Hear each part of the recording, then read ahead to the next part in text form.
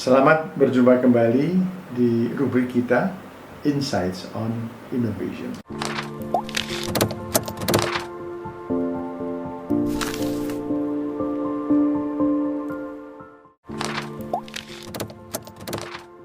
Tema kali ini adalah tentang praksis. Praksis itu secara sederhana itu dapat dijelaskan sebagai bertemunya teori dan praktek. Nah, istilah ini awalnya bisa kita lacak dari pandangan seorang filsuf dari Yunani, yaitu Aristoteles, yang hidup 300 tahun sebelum Masehi, yang menjelaskan praksis itu sebagai interaksi antara teoria dan poiesis, atau teori dan prakteknya. Jadi bagaimana dalam bahasanya Aristoteles itu orang merdeka artinya bebas dari kekuasaan raja. Ilmuwan itu kan orang merdeka, orang yang bebas berimajinasi, bebas berteori. Nah, bagaimana orang merdeka ini melakukan sesuatu yang konkret atas dasar teori atau kebenaran yang dia temukan, bukan misalnya karena perintah raja yang belum tentu benar. Nah, lalu menjadi suatu tindakan yang praktis. Nah, disinilah kemudian teori dan realitas atau praktek itu ketemu, dan itu disebut sebagai praksis. Nah, istilah ini kemudian diadopsi oleh Karl Marx. Karl Marx memahami praktis ini sebagai tindakan politik atau tindakan ekonomis yang memberi perubahan yang nyata, dan tindakan yang praktis tersebut itu adalah harus bersumber dari ilmu pengetahuan. Yang dimaksud dengan ilmu pengetahuan ini adalah teori yang dia kembangkan tentang kapitalisme.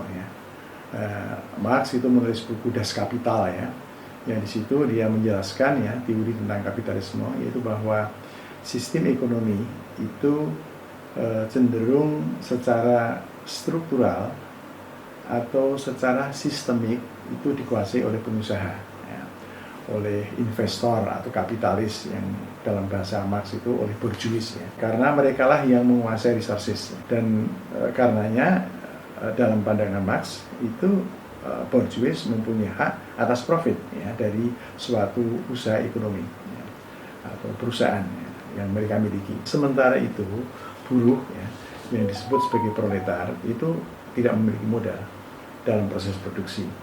Dia hanya memiliki tubuhnya sendiri, tenaga dari tubuhnya itu untuk bekerja. Dia menjual tenaga ke perusahaan untuk mendapatkan upah. Jadi buruh itu mendapatkan keuntungan dari pekerjaan itu sebatas upah yang diberikan oleh majikannya, yang cenderungnya terbatas sesuai dengan hukum pasar. Nah, pekerjaan para buruh ini kan sesungguhnya yang menciptakan hasil. Jadi produksi itu dilakukan oleh buruh, tapi hasil dari produksi itu menjadi milik pemodal atau bourgeois. Profit yang ada ketika itu dijual itu juga menjadi miliknya pengusaha atau bourgeois, sehingga dalam perkembangannya kemudian itu bourgeois itu mengalami peningkatan kekayaan yang terus menerus, yang makin lama makin banyak, sementara buruh tidak mungkin menumpuk kekayaannya karena dia selalu mendapatkan upah yang sebatas cukup untuk hidup, pun dengan kehidupan yang terbatas. Sehingga kemudian jarak kekayaan antara bourgeois dan proletar makin lama makin lebar. Jadi hasilnya adalah penumpukan kekayaan yang semakin lama semakin banyak di tangan bourgeois, dan kemiskinan yang semakin lama semakin dalam yang dialami oleh kaum proletar. Nah, jarak kekayaan antara bourgeois dan proletar ini melebar, dan ini adalah menjadi kesimpulan dari teori Marx, yaitu bahwa kapitalisme itu pasti menciptakan ketidakadilan sosial yang sistemik atau yang struktural. Nah, sistem yang tidak adil ini dapat bertahan karena dukungan negara, konstitusi atau kebijakan publik yang pro kapitalis, dan mendapatkan pula dukungan dari nilai-nilai sosial, nilai-nilai agama yang implisit atau eksplisit pro kepada kapitalisme. Sehingga fenomena kapitalisme ini tidak mungkin berubah dari dalam karena ada lingkungan sosio-politik yang menopangnya. Nah, berhenti di sini ya. Karl Marx baru berteori, belum jadi praksis. Teori ini menjadi praksis ketika pengetahuan tersebut itu dapat memunculkan kemudian kesadaran kelas dari kaum proletar ya, bahwa mereka adalah tertindas. Mereka menjadi tergugah yang dulunya itu teraliniasi oleh pandangan-pandangan agama, pandangan-pandangan sosial yang membenarkan situasi yang anjas itu. Kalau kemudian muncul kesadaran kelas ya, dan kemudian proletar itu menuntut untuk melakukan perubahan secara mendasar ya, mengubah sistem ekonomi yang tidak adil tersebut menjadi adil ya, sehingga kemudian terjadi revolusi, disitulah terjadi praksis. Dalam arti bahwa teori itu kemudian bisa mengubah secara sangat mendasar sistem lama yang disebut kapitalisme itu, yang dianggap menjadi sumber dari ketidakadilan ya, menuju pada masyarakat baru yang adil, yaitu masyarakat sosialis atau masyarakat komunis yang mempunyai prinsip sama rata sama rasa. Ya. Ini praksis ya dalam pandangan Marx ya. Nah, bagaimana kemudian kita menjelaskan istilah praksis itu untuk konteks yang lainnya ya. Dan saya mencoba melihatnya itu dari konteks kebijakan, ya. Ilmu kebijakan. Ya. Ilmu kebijakan itu adalah ilmu di mana teori dan praktek itu bertemu. Coba bagaimana kita menjelaskan mengenai ini ya. Pertama begini ya, kita melihat ilmu kebijakan itu berkembang ya, karena ada dua arus di sini. Arus ilmu ya, dan kemudian arus politik ya, dan praktek kebijakan yang ada di dalamnya. Ya.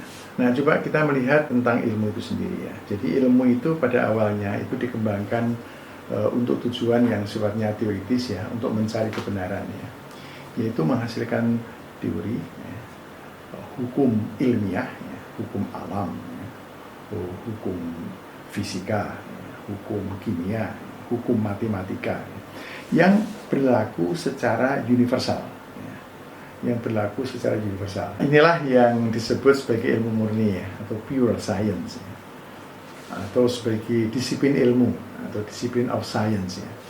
Nah, di dunia eksakta itu ada ilmu murni seperti ini, seperti ilmu kimia, ilmu fisika, ya, biologi, matematika ya. Kemudian di rumpun ilmu sosial ini ada yang relatif ya, tergolong murni ya. Seperti misalnya ilmu ekonomi, ya, ilmu politik, ya, ilmu sosiologi, ya, antropologi dan sebagainya. Nah, ketika ilmuwan murni ini ya, berhenti di sini ya dalam karya akademiknya, yaitu memproduksi teori, ya, menemukan kebenaran ilmiah, ya, titik itu, ada kritik yang diberikan terhadap ilmuwan. Ya. Ilmuwan yang merasa puas ya karena mereka sudah bertengger tinggi ya, di menara gading ilmu pengetahuan, tapi tidak memberikan kontribusi apapun terhadap kehidupan yang praktis. Ya. Karena itu muncul dorongan dari dalam ya, tapi juga tekanan dari luar itu kecenderungan mengembangkan ilmu yang sebenarnya lebih pragmatis ya, yang disebut dengan applied science, ya, ilmu terapan. Ya. Dan di dunia eksakta itu ada banyak ilmu yang sifatnya applied, apakah itu ilmu pertanian, ilmu kehutanan, teknik, kedokteran, farmasi dan sebagainya ya.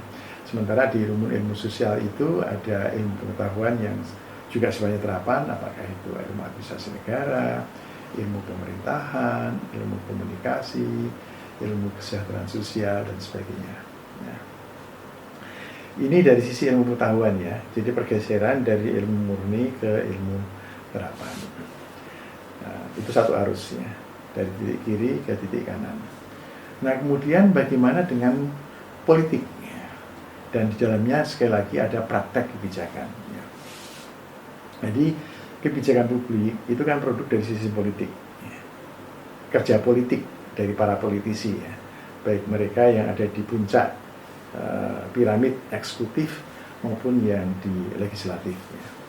Nah, politik itu mempunyai cara kerja sendiri ya, yang di dalam teorinya Laswell ya, Harold Laswell itu disebut who gets what and how. Ya. Siapa mendapatkan apa dan bagaimana. Ya. Who-nya itu politisi ya. Gets what-nya itu kekuasaan. How-nya itu adalah proses membuat kebijakan. Tapi pertanyaannya adalah kebijakan untuk siapa? Ya. Nah, secara normatif, ya, kebijakan itu kan seharusnya untuk rakyat. Ya. Karena para politisi itu kan mendapatkan power, itu kan karena mendapatkan mandat dari para pemilih, ya, atau rakyat. Gitu. Nah, tetapi di dalam praktek, politisi itu sering membuat kebijakan yang ujung-ujungnya itu untuk kepentingan golongannya atau kepentingan pribadi dari mereka sendiri. Ya. Nah, sehingga bertentangan dengan yang sifatnya normatif tadi ya.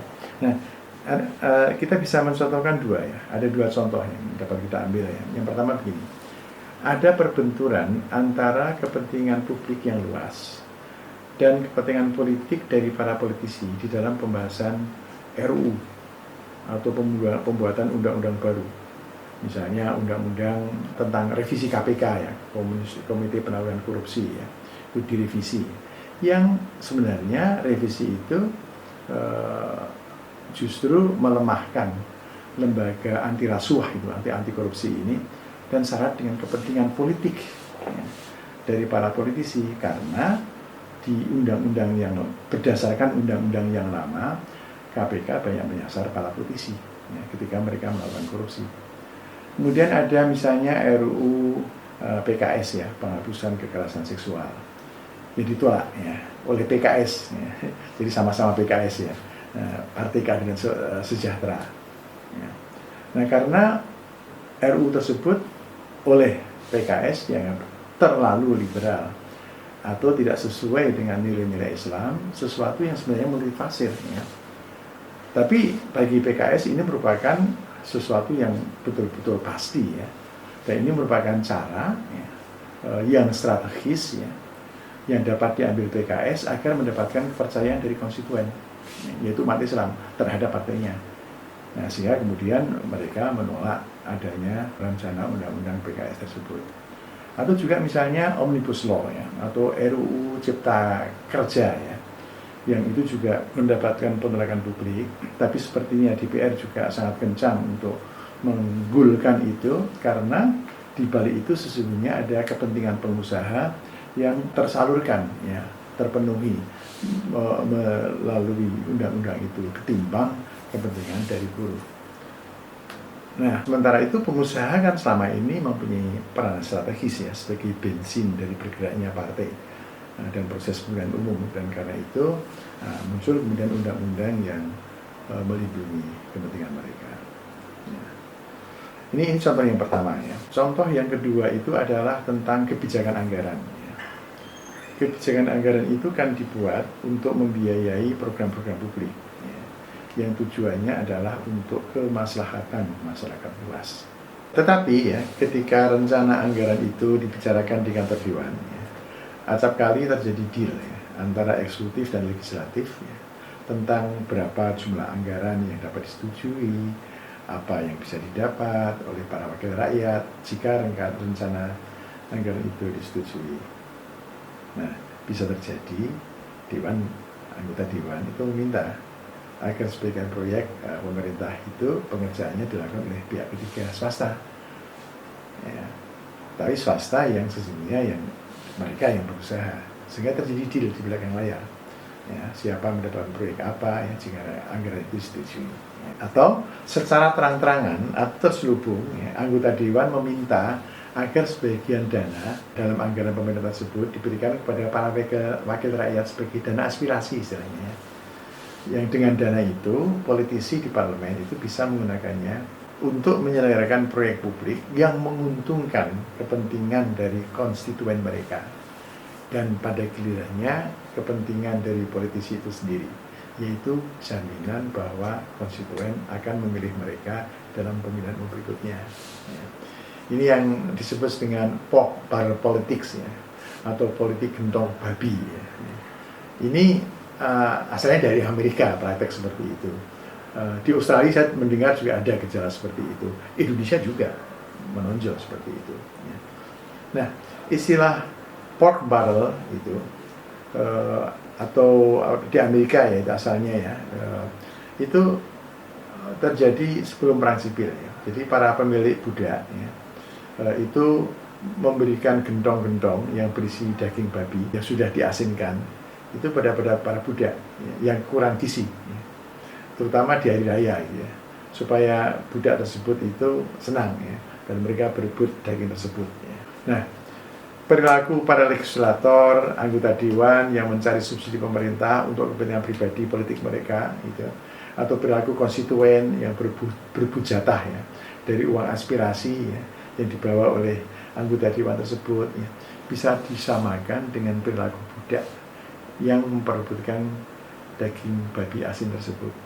Nah, sehingga perilaku anggota dewan itu disebut sebagai pork barrel.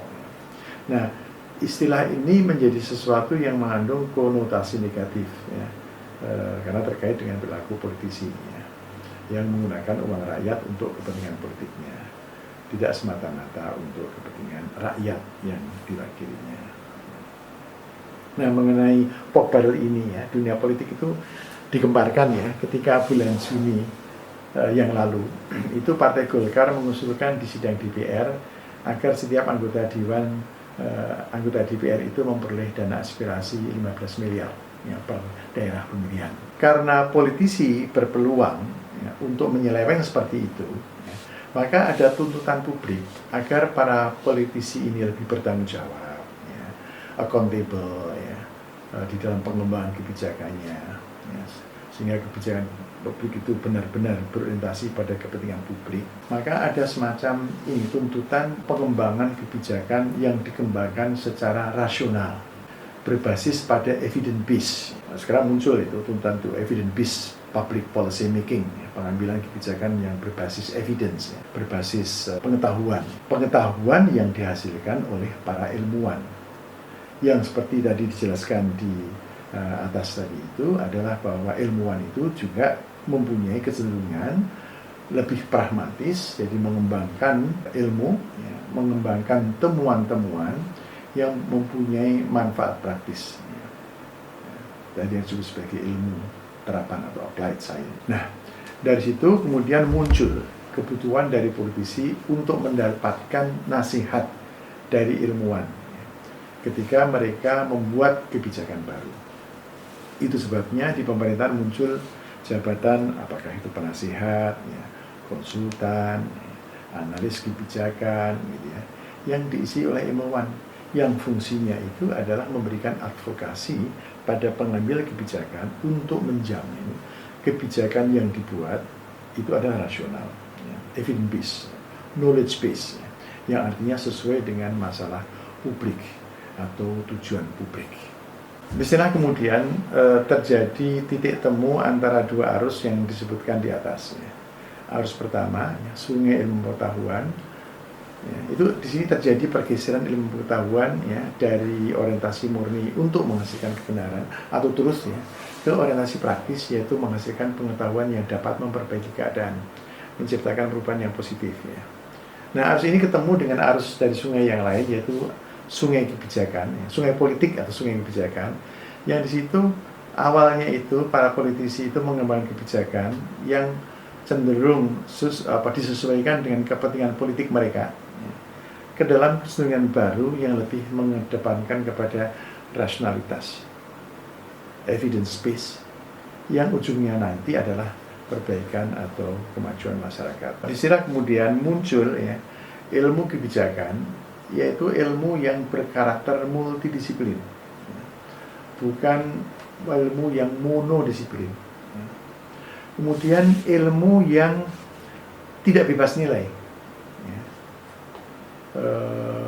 seperti yang terjadi pada ilmu-ilmu murni. Kalau ilmu murni itu value free, mereka tidak terikat kepada nilai kecuali truth atau kebenaran itu sendiri. Sementara itu ilmu kebijakan itu tidak mau ya, harus terikat kepada nilai-nilai publik apakah itu keadilan, kesejahteraan, pengakuan terhadap hak kemanusiaan, HAM, ya. Itu harus menjadi basis di dalam melakukan analisis kebijakan. Sehingga ilmu kebijakan itu bukan bebas nilai, tapi value embedded, terikat pada nilai-nilai publik di dalam praktek melakukan analisis kebijakan. Dan kemudian yang ketiga, ilmu kebijakan itu mempunyai orientasi pada masalah, ya, problem oriented. Ya. Jadi bagaimana melalui ilmu tersebut itu masalah publik itu bisa dikenali dan diatasi secara rasional, ya. Tidak hanya terbatas pada mendapatkan kebenaran atau truth, ya, seperti yang menjadi orientasi dari ilmu pengetahuan yang murni. Dengan begitu, ilmu kebijakan itu menjadi tempat bertemunya ilmu pengetahuan yang mempunyai orientasi praktis, ya, dengan politik yang cenderung mengembangkan kebijakan yang berorientasi ilmiah. Nah, inilah praksis di dalam ilmu kebijakan. Baik saudara, dari penjelasan tadi saya kira ada beberapa poin, ya, kesimpulan yang dapat ditarik, ya. Pertama, ya, tadi kita mengatakan praksis adalah bertemunya teori dan praktek. Nah, pertemuan teori dan praktek ini terjadi dalam pengembangan ilmu kebijakan. Ilmu ini bukan hanya berhenti pada menemukan kebenaran, tetapi memiliki orientasi yang pragmatis, yaitu mengenali dan mengatasi masalah publik. Hal ini merupakan konsekuensi dari pertemuan dua arus, ya, yaitu arus ilmu pengetahuan yang cenderung bergeser, ya, dari karakter murninya, yaitu memproduksi kebenaran, ke orientasi pragmatis, mengatasi masalah, seperti yang berkembang dalam ilmu-ilmu terapan. Ya. Kemudian arus perubahan ini bertemu dengan arus perubahan di dunia politik dari sebelumnya, di mana politisi cenderung membuat kebijakan yang bias pada kepentingannya sendiri, dan kurang menghargai rasionalitas di dalam pembuatan kebijakan, ke arus baru yang berorientasi pada knowledge, berorientasi pada pengetahuan, berorientasi pada evidence. Nah, jika dikaitkan dengan tema besar tentang inovasi, ilmu kebijakan adalah suatu ilmu yang memiliki inovasi. Jadi ilmu kebijakan adalah contoh dari inovasi keilmuan, karena ilmu ini mengubah cara pandang yang lama tentang ilmu pengetahuan, ya, dari yang awalnya itu berhenti pada penemuan kebenaran, terbangunnya teori, kepada ilmu pengetahuan baru yang berkarakter pragmatis, ya, yang berorientasi pada penanganan masalah publik atau perbaikan publik. Nah, ini juga ilmu yang inovatif. Selain itu, ya, ada karakter multidisiplin. Ya. Jadi perbedaan antar disiplin ilmu pengetahuan yang kaku, ya, itu cair di dalam ilmu kebijakan ini. Ilmu kebijakan itu adalah hubs, ya, tempat bertemunya berbagai disiplin ilmu yang sama-sama dikembangkan, ya, ke arah yang lebih pragmatis, ya, yaitu menjadi cara pandang, ya, menjadi pendekatan untuk memahami kebenaran, dan dengan kebenaran itu dapat dilakukan upaya-upaya rasional untuk melakukan perbaikan kehidupan sosial melalui pengembangan kebijakan rasional, ya, evidence based, ya, orientasi pada kepentingan publik yang luas, sehingga dengan itu terjadi kemajuan masyarakat. Di dalam kebijakan itu ruang untuk terjadinya inovasi, ya, atau inovasi kebijakan itu sangat terbuka luas, ya, dan dengan itu kita harapkan dampaknya adalah kemajuan masyarakat. Baik, ini yang dapat saya sampaikan pada kesempatan ini. Semoga bermanfaat dan sampai jumpa di episode yang berikutnya. Terima kasih.